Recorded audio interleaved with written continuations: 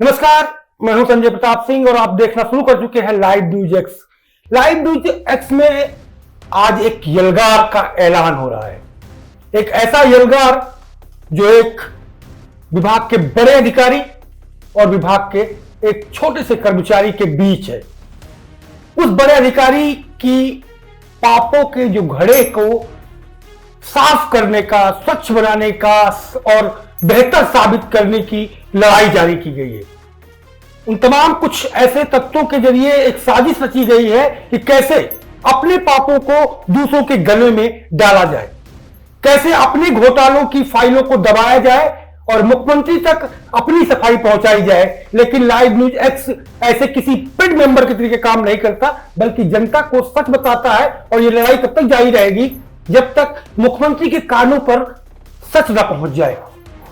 उस अधिकारी की भ्रष्टाचार की फाइलें मुख्यमंत्री की टेबल तक न पहुंच जाए, चाहे वो घोटाले की फाइलें हो, चाहे वो टेंडर की बातें हो, चाहे वो टेंडर मैनेज करने की वॉइस रिकॉर्डिंग की बातें हो, या तमाम अन्य उनके और तत्व जो सामाजिक रूप से गलत है लेकिन खुलेआम, चाहे पीडब्ल्यूडी रहा हो या फिर अब यूपीआरएनएन, वहां पे भी खेला जा रहा है। ये मैं नहीं कह रहा, ये बोल जरूर मैं रहा हूं, लेकिन ये शब्द है उस कर्मचारी के जो दूसरों की लड़ाई अभी तक लड़ रहा था, लेकिन अब लड़ना पड़ रहा है खुद के लिए। उस बड़े अधिकारी से, उस बड़े सक्षम अधिकारी से लड़ना पड़ रहा है अपने हक की लड़ाई। हमारे साथ आज स्टूडियो में वो खुद मौजूद है और वो बताएंगे एक एक पाप, एक एक फाइल, एक एक शब्द, एक एक पीड़ा अपनी बताएंगे। बहुत स्वागत है आपका स्टूडियो में अध्यक्ष जी। धन्यवाद। आपने पिछले दिनों कुछ चीजें देखी, कुछ खबरें देखी। उन खबरों में उस अधिकारी को पाक साफ साबित करने का पूरा प्रयास किया जा रहा है और आप पर सारे वो इल्जाम डाल दिए गए। उन इल्जामों में आप क्या कहना चाहेंगे? क्या आखिरकार सच क्या है? सच तो सर ये है कि जब से हमारे प्रबंध निदेशक रामनाथ सिंह साहब निर्माण निगम में आए हैं, उन्होंने पता नहीं किस बात को लेके, उनको क्या मेरी बात बुरी लगी कि उन्होंने एक तरह से मुझे अपना व्यक्तिगत दुश्मन मान लिया है और उस व्यक्तिगत दुश्मनी को आगे बढ़ाते हुए उन्होंने अपनी एक पूरी टीम मेरे पीछे लगा दी है। मानसिक रूप से प्रताड़ित करके मुझे परेशान करने के लिए रोज नित्य नई चालें चल रहे हैं।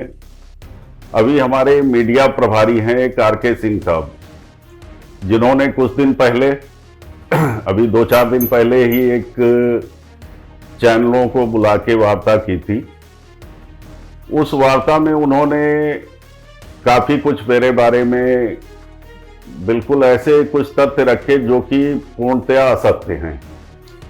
सबसे पहला तथ्य उन्होंने रखा, एक न्यूज चैनल है ब्रेकिंग ट्यूब, जिसके एंकर महोदय ने मेरे बारे में वो वीडियो मैंने भी देखा है, काफी वायरल भी किया गया, जिसमें उन्होंने मुझे बताया कि मैं 16 तारीख को मुख्यालय एक लग्जरी कार से पहुंचता हूं और गेट पे बैठ जाता हूं। मैं उनसे जानना चाहता हूं कि उस लग्जरी कार का मॉडल कौन सा है, वो लग्जरी कार किसके नाम पर है और मैं उस कार से कब कब चलता हूं। पूर्णतया असत्य उन्होंने फैलाते हुए मेरे खिलाफ ये आरोप लगाया। फिर दूसरा आरोप उन्होंने लगाया कि मैं 16 तारीख को जब गया था तो मेरे विरुद्ध एक आदेश जारी कर दिया था हमारे प्रबंधक प्रशासन ने कि मैं जो है मुख्यालय में प्रवेश नहीं कर सकता हूं, प्रवेश प्रतिबंधित है। तो मैं गया तो 16 तारीख को जब मैं अपनी बीमारी के बाद वहां ज्वाइन करने पहुंचा तो उन्होंने मुझे बताया कि गार्डों ने कि भैया आपका प्रवेश प्रतिबंधित है। तो मैं वहीं पे गेट पे उनसे थोड़ी देर बातचीत में मेरी तबीयत खराब हुई, मैं गिर गया। फिर मुझे कर्मचारियों ने अस्पताल पहुंचाया। उस चैनल ने ये बताया कि प्रबंध निदेशक महोदय मुझसे मिलने रात में जब अस्पताल पहुंचे तो मैं अस्पताल से जा चुका था। सरासर झूठ है। उस चैनल द्वारा जो भी ये वक्तव्य दिया गया है, ये सरासर झूठ है। क्योंकि प्रबंध निदेशक मुझसे मिलने अस्पताल जब पहुंचे तो मैं अस्पताल में था और निगम के एक अधिकारी अमित कुमार यादव वहां पर मेरे साथ मौजूद थे और लगभग 15-20 कर्मचारी निगम के वहां पर मेरे साथ मौजूद थे। चैनल का दावा है कि मैं वहां मिला नहीं अस्पताल में, और मेरा दावा है कि मैं अस्पताल में था और इन लोगों के बीच में एमडी साहब आए थे, मुझसे मिले थे। कुशल क्षेम जानने की बजाय उन्होंने मेरा एक तरह से इंटरव्यू लिया था, तो ये हो गया। और फिर उन्होंने बताया है कि मेरे एक भतीजे हैं जो निर्माण निगम में कार्यरत हैं, बिल्कुल कार्यरत हैं, श्रीकांत वर्मा नाम है, बाबू हैं। उन्होंने कुछ अनियमितताएं की थी, उनके खिलाफ एफआईआर हुई, जेल गए, सब कुछ किया। उस प्रकरण में मुझे इन्वॉल्व किया जा रहा है, जबकि उन 3 एफआईआर जो उसके खिलाफ हैं, उस कर्मचारी के खिलाफ हैं, वो भले ही मेरा भतीजा है, लेकिन उन तीनों एफआईआर में मेरा कहीं कोई नाम ही नहीं है, मेरा कोई इन्वॉल्वमेंट नहीं। हमारे आरके सिंह साहब मीडिया प्रभारी विभाग के, वो मुझे जबरदस्ती उस केस में लपेटना चाहते हैं। उसके बाद उन्होंने कहा कि मेरा ट्रांसफर हो गया। हर विभाग में एक ट्रांसफर नीति होती है, ट्रांसफर नीति के तहत आप ट्रांसफर करिए, किसी को कोई आपत्ति नहीं होगी। आपने मेरे 1 साल में 3 ट्रांसफर कर दिए और मेरे पद पर ही कार्यरत अन्य कर्मी जो 30-30, 35-35 साल से एक ही जगह पर डटे हुए हैं, उनको आपने कभी स्थानांतरित करना उचित नहीं समझा। मेरे से ऐसी क्या दुश्मनी है निगम प्रबंध की या प्रबंध निदेशक की या किसी भी अधिकारी की कि वो मेरा 1 साल में 3 बार ट्रांसफर करता है, और जहां भी मेरा ट्रांसफर किया जाता है वहां पर मेरा पद नहीं होता है। दिल्ली ट्रांसफर किया गया 2024 अगस्त में, वहां 2 महीने बाद मुझे सरप्लस कर दिया गया क्योंकि वहां पर मेरा पद भी स्वीकृत नहीं है। मानचित्रकार मेरा पद है और मानचित्रकार के 10 पद निगम में स्वीकृत हैं और 10 के 10 पद मुख्यालय के लिए स्वीकृत हैं। फिर आप मेरा ट्रांसफर जोन में या इकाई पे कैसे कर रहे हैं? नियम विरुद्ध आप कर रहे हैं। स्थानांतरण नीति अगर विभाग की अपनी है तो उस स्थानांतरण नीति का अनुपालन करिए। अगर नहीं कर रहे हैं तो कर्मचारी जिसको आप प्रताड़ित करेंगे वो कोर्ट भी जाएगा और अपनी बात हर स्तर पे कहेगा, रखेगा। खैर, ट्रांसफर इन्होंने किया, मैं उसके अगेंस्ट कोर्ट में गया। कोर्ट ने हमारी बात सुनी। हमारी बात सुनने के बाद कोर्ट ने ऑर्डर किया कि 4 हफ्ते के लिए मेरा ट्रांसफर स्थगित किया जाता है और मुझे निर्देशित किया गया कि मैं 1 हफ्ते के अंदर, ऑर्डर रिलीज के 1 हफ्ते के अंदर अपना प्रत्यावेदन ट्रांसफर के संबंध में और जो मेरी ग्रीवांसेज हैं उनके संबंध में मैं प्रबंध निदेशक को प्रेषित करूंगा। मैंने 1 हफ्ते के अंदर अपना रिप्रेजेंटेशन दिया, कोर्ट के ऑर्डर का अनुपालन किया, और हमारा ये जो चैनल है ब्रेकिंग ट्यूब, ये कह रहा है कि साहब मेरी याचिका खारिज कर दी गई।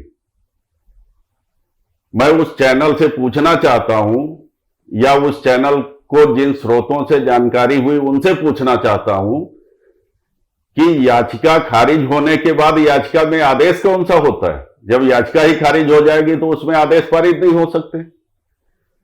मेरी याचिका पे आदेश दिए गए कोर्ट द्वारा, तो वो कैसे इस बात को चैनल कह रहा है कि मेरी याचिका खारिज कर दी गई?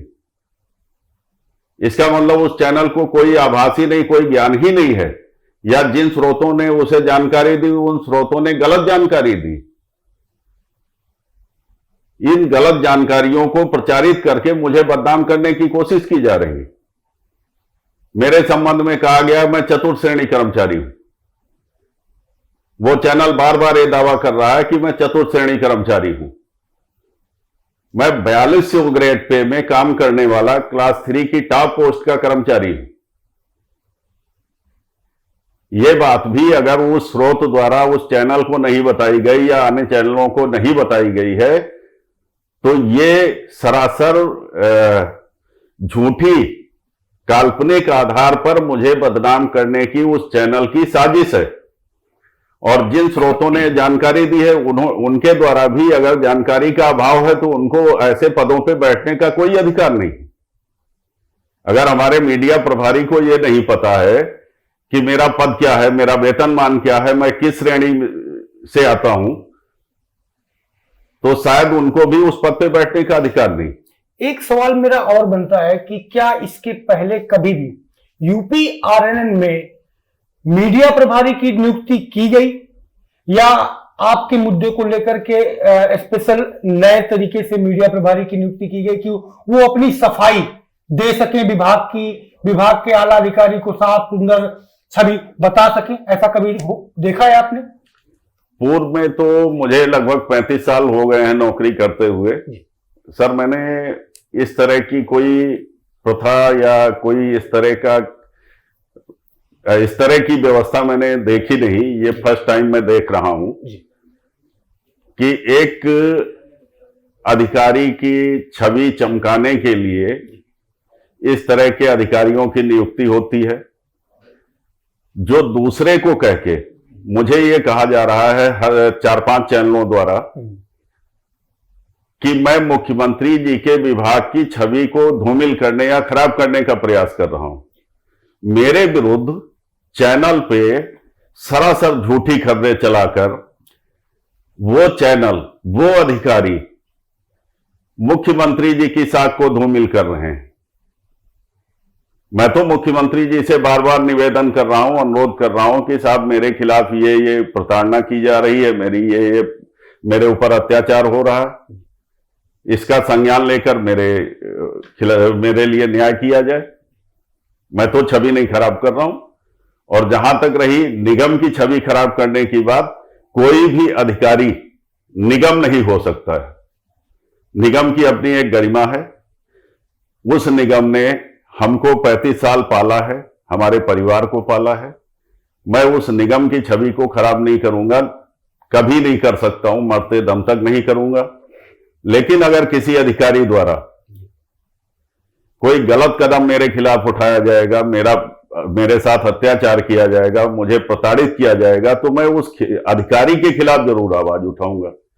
और अगर उस अधिकारी के खिलाफ उठाई गई आवाज को निगम की छवि धूमिल करने की बात कही जाएगी तो यह सरासर गलत है। अगला सवाल मेरा ये है कि आप पर आरोप ये भी लगाए गए हैं कि आपने निगम के एमडी के ऊपर हॉल तोड़वाने का आरोप लगाया, आपने वहां की कैंटीन का आरोप लगाया, वहां की गाड़ियों को भी कंडम घोषित करने का आरोप आपने लगाया, मनमाने तरीके से वो अपने लोगों को टेंडर दे रहे हैं बिना टेंडर निकाले। ये भी आपने आरोप क्या उनकी छवि खराब करने के लिए लगाया, या कुछ आपके पास साक्ष्य भी मौजूद है?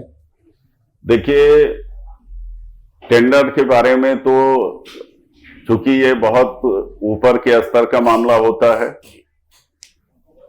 साक्ष्य मेरे पास नहीं और ना मैं ऐसा कोई संगीन आरोप लगा रहा हूं। मैं आपसे एक निवेदन जरूर करूंगा, कैंटीन के बारे में आप खुद जाकर मैंने जो कहा है उसके बारे में आप पड़ताल कर सकते हैं, आपको खुद ही पता चल जाएगा।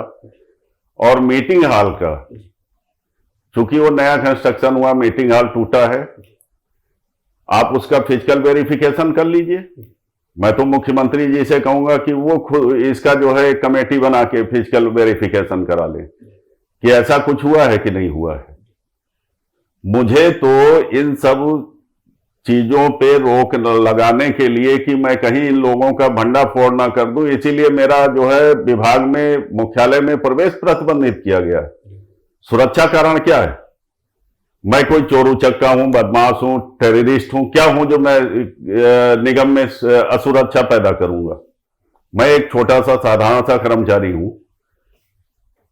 मैं कोई 35 साल की नौकरी में मेरा कोई एक इंसिडेंट, एक कोई घटना ऐसी बता दी जाए जो मैंने विभाग की छवि खराब करने, विभाग में कोई अनैतिक कार्य करने या किसी तरह का उदंडता, किसी तरह की दबंगई या कुछ ऐसा प्रयास किया हो, मैंने किसी शासकीय कार्य में बाधा डाली हो, एक भी कागज मेरे खिलाफ कोई लाके दे दे, मैं तो आरके सिंह साहब को चैलेंज करता हूं कि जितना उन्होंने चैनलों पे मेरे बारे में बोला है, मेरे बारे में कहा है, उसकी प्रूफ तो दें। बगैर प्रूफ के किसी पे एलिगेशन लगा देना आसान होता है। मेरे पास ये इतने कागज रखे हुए हैं, आप बताइए, जो मैं कह रहा हूं, जो कागज कहिए वो मैं आपको दे रहा हूं निकाल के कि ये कागज है मेरे पास। चैनल ने मुझे ये भी कहा कि मैं सरकार की छवि खराब कर रहा हूं, मुख्यमंत्री जी के विभाग की छवि खराब कर रहा हूं। चैनल ने सरासर वो आरोप जो उसके ऊपर होना चाहिए मेरे ऊपर डाल दिया है। चैनल ने पूरी असत्य खबर चलाई है, मेरे बारे में जो कुछ कहा है सरासर गलत कहा है। और मैं एक सच्चा कर्मचारी हूं उत्तर प्रदेश राजकीय निर्माण निगम का। मेरी छवि खराब करने का मतलब विभाग की छवि खराब करना है।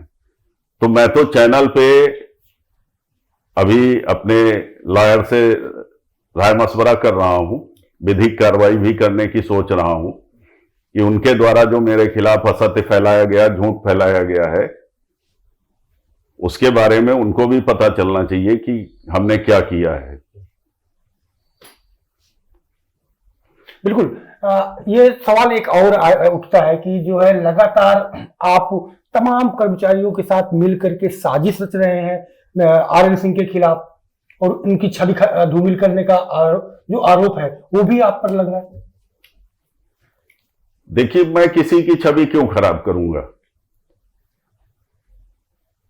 पहले दिन, जिस दिन मेरी मुलाकात हुई थी एमडी साहब से, उस दिन मैंने उनके समक्ष अपनी परेशानियों की बात कही थी कि साहब मेरे खिलाफ 2 फर्जी जांचें संस्थित हैं, उनको आप निस्तारित कर दीजिए। मैं ये भी नहीं कह रहा हूं समाप्त कर दीजिए, आप उनको नियमतः निस्तारित कर दीजिए। इस बात को लेके उनको उतना बुरा लग गया कि वो मेरे खिलाफ इतनी तगड़ी साजिश, और वो खुद मेरे खिलाफ साजिश रच रहे हैं। आज निगम का पूरा मैनेजमेंट लगा हुआ है कि उमाकांत को किस साजिश के तहत फंसाया जाए। मैं तो कोई साजिश नहीं कर रहा हूं, मैं अपनी बात रख रहा हूं। मेरी जो परेशानियां हैं, मेरे जो कष्ट हैं, मेरे खिलाफ जो उत्पीड़न हो रहा है, मैं वो बात आपके समक्ष और माननीय मुख्यमंत्री जी के समक्ष रख रहा हूं, शासन सरकार के समक्ष रख रहा हूं। मैं तो किसी की छवि नहीं खराब कर रहा हूं। और ये एक आरोप लगाया गया चैनल द्वारा कि मैं ठेकेदारों से मिला हुआ हूं। मैं चैनल को दावे के साथ कह रहा हूं कि एक किसी ठेकेदार से मेरे संबंध उजागर करके दिखा दे तो मैं उसकी बात को सत्य मानूं। आरोप लगा देना कि मैं ठेकेदारों से मिला हूं, मैं किसी के इशारे पर कर रहा हूं या कर्मचारियों को लामबंद करके कर रहा हूं, मैंने कोई कर्मचारी लामबंद नहीं किया। मैं अब व्यक्तिगत तौर पर मेरी जो परेशानी है मैं उसको आपके समक्ष रख रहा हूं। मैंने तो कोई धरना प्रदर्शन आंदोलन अभी तक नहीं किया। और जहां तक रही सबसे बड़ी बात, एक बात कही गई, 2 चीजें मुझे उस चैनल द्वारा जो कही गई जिन पर सख्त आपत्ति है। वो सबसे बड़ी एक आपत्ति ये है कि उन्होंने कहा, या आरके सिंह साहब हमारे जो मीडिया प्रभारी हैं, उन्होंने कहा कि साहब मैं जिस संगठन का अध्यक्ष हूं वो संगठन ना तो मान्यता प्राप्त है और ना ही रजिस्टर्ड है। मैं आपको जानकारी के लिए बता दूं, जिस दिन मेरा संगठन, जिस संघ का मैं अध्यक्ष हूं, उस संगठन का पंजीकरण हुआ था, उसकी एक कॉपी लगाकर निगम प्रबंध को हमने सूचनार्थ भेज दिया था कि ये संघ मेरा रजिस्टर्ड हुआ है और ये हमारे संगठन की कार्यकारिणी है, ये हमारे एक संगठन का संविधान है और ये रजिस्ट्रेशन सर्टिफिकेट है। अब इतने के बाद अगर हमारे मीडिया प्रभारी को, आरके सिंह साहब को ये नहीं पता है कि कौन सा संघ रजिस्टर्ड है कौन सा नहीं है, या उस चैनल को नहीं पता है कि कौन सा संघ रजिस्टर्ड है कौन सा नहीं है, तो ये तो दुर्भाग्य की बात है सर। इससे बड़ा दुर्भाग्य नहीं हो सकता कि एक हमारे विभाग का मीडिया प्रभारी मीडिया में बैठ के किसी कर्मचारी और या किसी संगठन के बारे में दुष्प्रचार फैलाए। इससे बड़ा दुर्भाग्य इस विभाग का नहीं हो सकता है। आप पे एक आरोप ये भी लगाया गया है कि आप मुख्यमंत्री को पत्र लिख करके, मुख्यमंत्री आवास जाकर के मुख्यमंत्री को बरगलाने का प्रयास कर रहे हैं कि आरएन सिंह पर आरोप लगा रहे हैं कि वो मनमाने ढंग से आपका उत्पीड़न कर रहे हैं, आपका अन्य स्टेट पर ट्रांसफर किया जहां पर वो पद ही नहीं है जिस पद में आप यहां पर तैनात हैं। बिल्कुल सर, ये जो बात कही जा रही है, पत्र लिखने की आजादी अपनी बात रखने की आजादी भारत का संविधान हर भारतीय नागरिक को देता है। अगर मुझे कोई परेशानी होगी, मुझे कोई कष्ट होगा, तो हमारे सूबे के मुखिया हैं माननीय मुख्यमंत्री जी, हम पहले अपने स्तर पे अपने अधिकारियों को सूचित करेंगे, उनके द्वारा निर्णय नहीं लिया जाएगा तो उससे ऊपर के अधिकारी को सूचित करेंगे, उनसे निवेदन करेंगे, उनको पत्र लिखेंगे। जब कहीं सुनवाई नहीं होगी तो हम माननीय मुख्यमंत्री जी से गुहार लगाएंगे, आखिर हम भी उसी प्रदेश की जनता हैं जिसके वो मुखिया हैं। मुख्यमंत्री जी को बरगलाने का या किसी तरह का उनकी छवि खराब करने का, सरकार छवि खराब करने का मेरा कोई उद्देश्य नहीं है। मेरा उद्देश्य अपनी बात हर उस सक्षम अधिकारी तक, हर उस सक्षम अथॉरिटी तक पहुंचाना है जो मेरे साथ न्याय कर सके।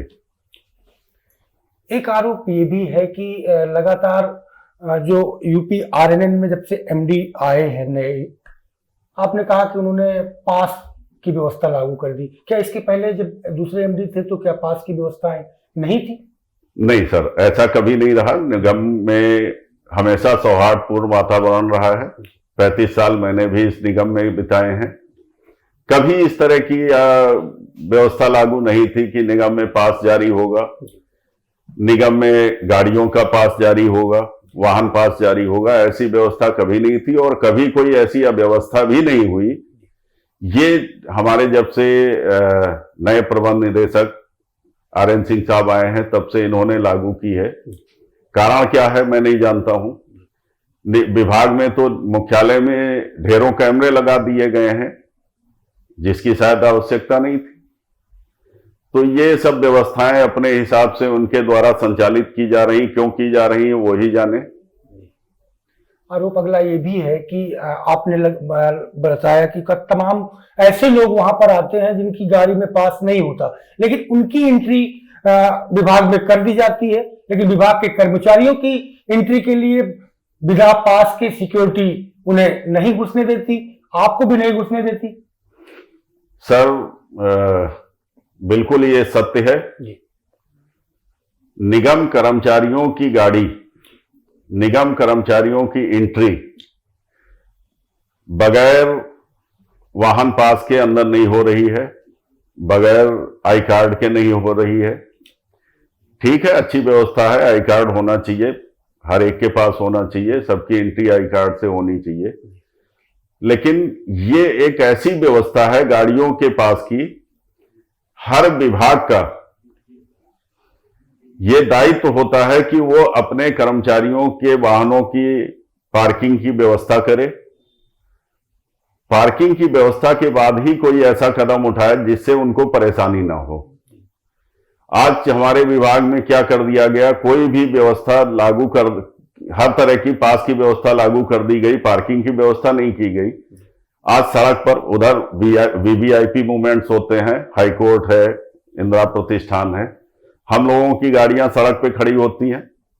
आए दिन पुलिस वाले गाड़ियों को डिस्टर्ब करते हैं, हम लोगों को डिस्टर्ब करते हैं। डर रहता है नगर निगम कभी आके गाड़ी छेड़ता है, कभी कुछ होता है, कभी कोई तोड़फोड़ हो जाए, तो इसकी जिम्मेदारी किसकी है? हर समय तो हम अपनी गाड़ी के लिए चिंतित रहते हैं, तो हम काम कब करेंगे? तो ये विभाग की जिम्मेदारी होती है कि पार्किंग की व्यवस्था करे। ठीक है, आप नियम लागू करिए, सारी चीजें लागू करिए, मुझे कोई आपत्ति नहीं, लेकिन कम से कम उस व्यवस्था को लागू करने के पहले आप सुविधा तो दीजिए। आप सुविधा के नाम पे जीरो हैं, आप सुविधा कोई नहीं दे रहे हैं, आपने लागू कर दिया व्यवस्थाएं।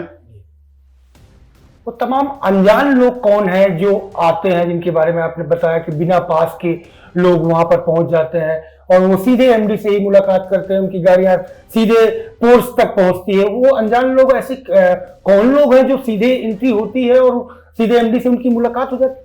सर इस बारे में तो अब चूंकि भाई कौन आता है कौन जाता है उनसे तो मैं परिचित नहीं हूं, लेकिन अक्सर देखा गया है, मैंने भी देखा है और लोगों ने भी देखा है कि कई गाड़ियां ऐसी आती हैं जिनमें पास नहीं लगा होता है, उनकी एंट्री दी जाती है। वो गाड़ियां जाके जो रिस्ट्रिक्टेड एरिया है, हमारे एमडी साहब ने कुछ प्रतिबंधित क्षेत्र कर दिया है कि वहां गाड़ियां नहीं खड़ी होंगी। वहां पर भी उन लोगों की गाड़ियां खड़ी होती हैं, आते हैं, धड़ल्ले से आते हैं, एमडी साहब से मिलते हैं या जिससे भी उनको जिन अधिकारियों से मिलना है मिलते हैं, चले जाते हैं। निगम कर्मचारी अपने विभाग में एंट्री नहीं पाता है, मुझे प्रतिबंधित कर दिया गया है। मेरे खिलाफ जो भी एलिगेशंस हैं वो इन एमडी साहब के आने के बाद, मेरे पत्र लिखने के बाद, मैंने 16 जुलाई को पत्र लिखा था अपनी जांचों के संबंध में। उसके पहले मेरे खिलाफ कोई एलिगेशन नहीं है। जिस दिन मैंने प्रबंध निदेशक महोदय को पत्र लिखा, उनके द्वारा बुलाकर मुझे प्रताड़ित किया गया, मुझे अपमानित किया गया। मैंने उस बात को उठाया है कि प्रबंध निदेशक महोदय ने मुझे अपमानित किया है। उसके बाद से मेरे खिलाफ इतने एलिगेशन आ गए हैं कि भाई साहब मैं तो परेशान हो गया। रोज मुझे एक चिट्ठी आ रही है लगभग। हमें जो है हाईकोर्ट के ऑर्डर को रिसीव कराने के लिए हमारे एजीएम लीगल साहब चिट्ठी लिख रहे हैं कि आप आइए गेट पे रिसीव कराइए। मैं इतना बड़ा आतंकवादी हो गया हूं कि मुझे जो है मेरे विभाग में, मेरे मुख्यालय में एंट्री नहीं दी जा रही। एलिगेशन क्या है कि मैं शासकीय कार्य में बाधा उत्पन्न करता हूं। मैं आज दावा करता हूं कि एक भी इस तरह की कंप्लेंट कोई मेरे खिलाफ दिखा दी जाए 35 साल की नौकरी में, 16 जुलाई के पहले की कोई भी कंप्लेंट मेरे खिलाफ दिखा दी जाए कि मैंने किसी शासकीय कार्य में बाधा उत्पन्न की है, कोई नहीं मिलेगी आपको। जिस दिन से प्रबंध निदेशक साहब ने मुझे अपमानित किया और मैंने उसके खिलाफ आवाज उठाई, उस दिन के बाद से मेरे खिलाफ सारे एलिगेशन, मैं आतंकवादी हो गया, मैं दबंग हो गया, मैं शासकीय कार्य में बाधा उत्पन्न कर रहा हूं, सब कुछ कर रहा हूं। यह 16 जुलाई के बाद ही क्यों है? इससे पहले क्या प्रबंध निदेशक नहीं रहे? कम से कम 20 प्रबंध निदेशक, 25-30 प्रबंध निदेशक के साथ हम लोगों ने काम किया। आज तक किसी प्रबंध निदेशक ने नहीं कहा कि मैं शासकीय कार्य में बाधा उत्पन्न कर रहा हूं। एक यही प्रबंध निदेशक जब से आए हैं तभी से मैं सारी अपनी गलत एक्टिविटीज कर रहा हूं।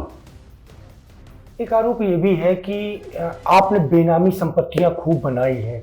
और दूसरा सवाल मेरा इसी के साथ इंक्लूड है कि जब से आरएन सिंह आए हैं तब से कितने टेंडर ओपन हुए हैं जो पहले ओपन ढंग से होते थे लेकिन अब मनमाने ढंग से होते हैं? 2 सवालों का जवाब मुझे अंतिम में।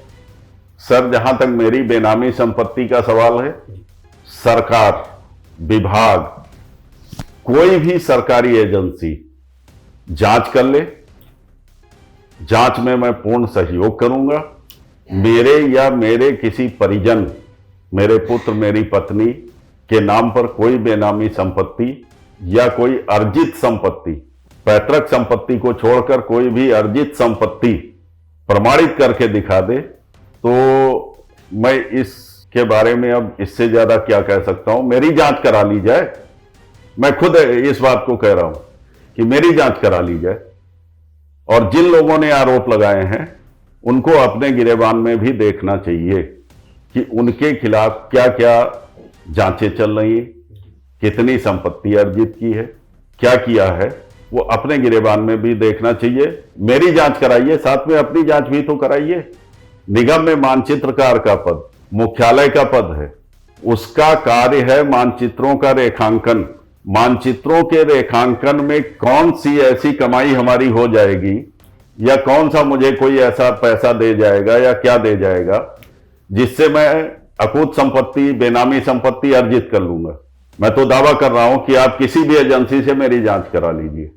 अगर कोई भी संपत्ति मेरी बरामद होती है, जो सजा बनती है उससे 4 गुने सजा आप हमको दीजिए। टेंडर प्रक्रिया को लेकर के क्या व्यवस्थाएं अब चल रही हैं वहां पर विभाग में, और इसके पहले टेंडर की प्रक्रिया किस तरीके की चलती थी? आरएन सिंह के पहले की क्या व्यवस्थाएं इस समय है? सर, टेंडर के बारे में ज्यादा तो मैं नहीं कह सकता हूं क्योंकि वो हमारे जॉब से अलग हटके है। लेकिन थोड़ा बहुत जो सुना है मैंने वो ये है कि इधर काफी टेंडर निरस्त किए गए हैं। ये सुनी हुई बात है। अभी मेरे पास इसका कोई ऑथेंटिक प्रूफ नहीं है, ना मैं इस पे कोई ऐसा दावा कर रहा हूं कि ये सत्य है या असत्य है।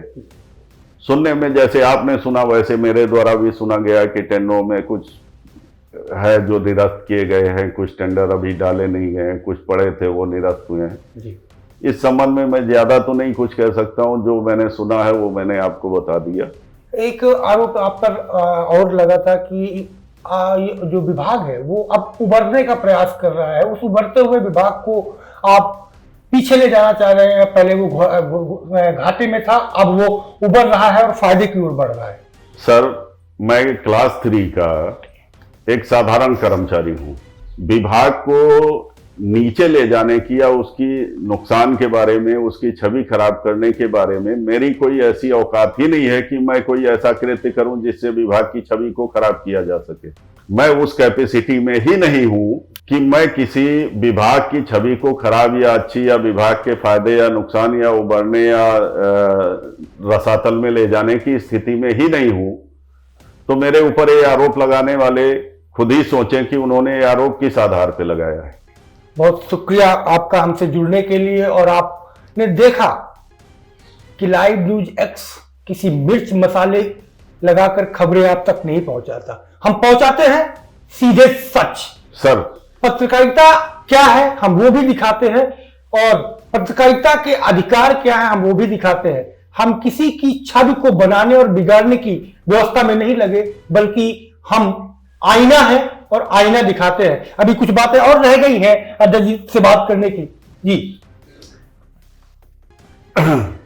मुझे बार बार ये कहा जाता है कि आपने पत्र लिखा, आपने पत्र लिखा। मैं आपके माध्यम से जिन्होंने पत्र लिखने का आरोप मेरे ऊपर लगाया है उनसे पूछना चाहता हूं कि क्या अब इस देश में पत्र लिखना गुनाह हो गया है, और ये किस जियो, किस शासनादेश में लिखा हुआ है या किस अधिनियम में लिखा हुआ है कि कोई भी व्यक्ति किसी को पत्र नहीं लिख सकता है। मैं अपने प्रबंध निदेशक से पूछना चाहता हूं, अपने मीडिया प्रभारी से पूछना चाहता हूं कि किस शासनादेश के अंतर्गत या किस जियो या किस अधिनियम के अंतर्गत पत्र लिखना गुनाह है। हमारे देश में अपनी बात कहने का दो ही संचार माध्यम है। एक, फेस टू फेस बैठ के हम आपसे अपनी बात कहें। अगर नहीं आमने सामने बैठ के बात कर सकते हैं तो हम अपनी बात को पत्रों के माध्यम से ही आप तक पहुंचाएंगे। पत्र लिखने पे पाबंदी किस शासनादेश या किस अधिनियम के तहत लगी हुई है जिसके लिए मुझे बार बार पत्र लिखने के लिए कहा जा रहा है आपने पत्र क्यों लिखा, पत्र क्यों लिखा? इसका मतलब आपके मन में कोई चोर है। मेरे पत्र लिखने पर आपको कोई परेशानी होती है, इसलिए आप ऐसी बात कर रहे हैं। आपने, हमारे एमडी साहब ने एक बात मुझसे कही थी जब मैं पहली बार गया, मैंने बताया कि मैं संगठन का अध्यक्ष भी हूं, तो उन्होंने कहा कि मैं जो है नियमावली के अनुसार चलूंगा। सर, मैं संगठन के बारे में आपको दिखाता हूं। मेरा संघ रजिस्टर्ड हुआ। संघ रजिस्टर्ड होने के बाद मैंने ये पत्र लिखे मान्यता के लिए, संघ के रजिस्ट्रेशन से अवगत कराया विभाग को। ये पत्र लिखने के बाद आज तक विभाग द्वारा मुझे इनकी रिप्लाई नहीं दी गई। मेरा संघ या निर्माण निगम के अधिकतर संघ ट्रेड यूनियन एक्ट 1926 के अंतर्गत रजिस्टर्ड हैं, और ट्रेड यूनियन में ये स्पष्ट व्यवस्था है, आप भी देख सकते हैं कि विभाग द्वारा ट्रेड यूनियन में रजिस्टर्ड किसी संघ को मान्यता अनिवार्य नहीं है। बगैर विभाग की मान्यता के वो अपना कार्य कर सकता है। ट्रेड यूनियन एक्ट द्वारा दी गई शक्तियों के तहत ही हमने पत्र लिखे हैं। और सबसे बड़ी चीज यह है कि मैंने जो भी पत्र लिखे, उन पत्रों पर आज तक मैंने सरकार से, जैसे कहा गया कि मैंने माननीय मुख्यमंत्री जी को, माननीय उप मुख्यमंत्री जी को, माननीय मंत्रीगणों को, प्रमुख सचिव को, शासन को पत्र लिखा। मैंने जो शिकायत की उस शिकायत के साथ मैंने साक्ष्य भी लगाए, और उन साक्ष्यों के आधार पर होना तो यह चाहिए था कि मेरे लगाए आरोपों पर जांच कराई जाए। अगर मेरे आरोप गलत हैं तब मेरे खिलाफ कार्रवाई की जाए कि आपने गलत किया। बगैर उन आरोपों की, उन शिकायतों की जांच के मेरे ऊपर आरोप लगा दिया गया कि आपने पत्र लिखकर जो है बहुत बड़ा गुनाह कर दिया। मैं अपनी बात अगर कहना चाहता हूं, मेरे विभाग में कोई अनियमितता होती है तो मैं उस निगम का कर्मचारी हूं, मेरा नैतिक दायित्व है मैं उसकी आवाज उठाऊं। मैं तो संगठन का अध्यक्ष भी हूं, ना भी हूं तो भी एक कर्मचारी की अपनी बात, किसी भी अनियमितता को उठा सकता है, अपनी बात को कह सकता है, पत्र लिख सकता है। ये कहां पर लिखा हुआ है कि मैं पत्र नहीं लिख सकता हूं? तो अब अगला कदम आपका क्या होगा? क्या मुख्यमंत्री से दोबारा मुलाकात करेंगे, मुख्यमंत्री से अपील करेंगे कि उन अधिकारियों की भी जांच की जाए जिन अधिकारियों ने आपको प्रताड़ित करने का प्रयास किया है? मैं माननीय मुख्यमंत्री जी से हाथ जोड़कर विनम्रता पूर्वक यह निवेदन करूंगा, आग्रह करूंगा कि मेरे खिलाफ विभाग के अधिकारियों द्वारा जो प्रताड़ना की सिलसिलेवार कार्यवाही की जा रही है उसकी पूरी जांच करा ली जाए। अब तो मैं ये नहीं कहूंगा कि उनके खिलाफ कार्रवाई की जाए, पहले इसकी जांच कराई जाए। मैं माननीय मुख्यमंत्री जी से, लोकप्रिय माननीय मुख्यमंत्री जी से अनुरोध करूंगा कि मेरे और विभाग के दोनों के प्रकरणों की किसी उच्च स्तरीय समिति द्वारा जांच कराई जाए और जो भी दोषी हो, मैं दोषी हूं, मुझे पनिश किया जाए, सजा दी जाए। अगर विभागीय अधिकारी दोषी हैं तो उनके खिलाफ भी कड़ी से कड़ी कार्रवाई की जाए। मैं अपने न्यायप्रिय मुख्यमंत्री से, अपने लोकप्रिय मुख्यमंत्री से बार बार आग्रह करूंगा कि वो ऐसी कार्रवाई करें, एक समिति बना दें, क्योंकि अब ये लड़ाई व्यक्तिगत रूप लेती जा रही है। हमारे प्रबंध निदेशक महोदय और हमारा निगम प्रबंध व्यक्तिगत रूप से मेरे ऊपर आरोप लगाना शुरू कर दिया है। तो मैं ये चाहूंगा कि अब ये लड़ाई समाप्त करने के लिए माननीय मुख्यमंत्री जी, जो हमारे विभागीय मंत्री भी हैं, उनको हस्तक्षेप करना चाहिए, एक उच्च स्तरीय समिति बनानी चाहिए और बनाकर इस पूरे प्रकरण की जांच कराई जाए। जो भी दोषी हो उसके खिलाफ कड़ी से कड़ी कार्रवाई की जाए। बहुत शुक्रिया अजय जी हमसे जुड़ने के लिए। तो आपने सुना, आपने कभी देखा है क्या कि एमडी और एक मानचित्र की भी लड़ाई, किसी एक कर्मचारी की अपने विभागाध्यक्ष की लड़ाई कभी देखी है? लेकिन यहां पर ऐसी लड़ाई देखी जा रही है और एक कर्मचारी की हैसियत नहीं होती कि वो अपने विभाग के विभागाध्यक्ष से लड़ सके, लेकिन अपनी हक की बात कह सकता है। ये लोकतंत्र है, लोकतांत्रिक देश है, यहां लोकतांत्रिक देश की ये व्यवस्था है कि वो अपनी आवाज को उठाए, अपनी आवाज को अगर विभागाध्यक्ष नहीं सुनता तो विभाग के प्रमुख सचिव तक जाए, प्रमुख सचिव नहीं सुनता तो मुख्यमंत्री तक भी बात पहुंचाए। और यही वजह है कि आज उन्होंने फिर मुख्यमंत्री से अपील की है और ये साफ स्पष्ट किया है कि अगर जो एलिगेशन उनके ऊपर लगे हुए हैं वो उनकी जांच भी कराई जाए, साथ ही उनकी भी जांच कराई जाए जिनकी जांच की फाइलें बहुत मोटी हो चुकी हैं और केवल धूल खा रही हैं। उनके परिणाम भी सामने आए जिन पर एलिगेशन आरोपों की झड़ियां हैं, लेकिन उनकी जांच की अभी तक कोई परिणाम नहीं आए। कमेटियां बनी, कमेटियां बदली, जांच लंबित। जांच कमेटी का रिपोर्ट कहां है, जांच के परिणाम कहां है, शायद किसी को नहीं पता है। लेकिन अब ये नई लड़ाई है, यह आपको फैसला करना है कि ब्रांडिंग कराई जा रही अधिकारी की या सच की लड़ाई। जो एक कर्मचारी मानचित्र बनाने वाला कर्मचारी जो अपनी हक की लड़ाई लड़ रहा है, उसे फैसला अब आप जनता को करना है और मुख्यमंत्री को करना है। देखना दिलचस्प होगा कि आखिरकार फैसला क्या आता है। लेकिन इस बीच चंद लाइनें मुझे याद आती है कि कुर्सी पे बैठे हैं कानून के साथ खेल, जांचें तो होती हैं पर रुक जाती है रेल, सच बोले तो ट्रांसफर, चुप रहे तो मेल, यूपी के अफसरशाही का यही है सबसे बड़ा खेल। धन्यवाद हमें देखने के लिए।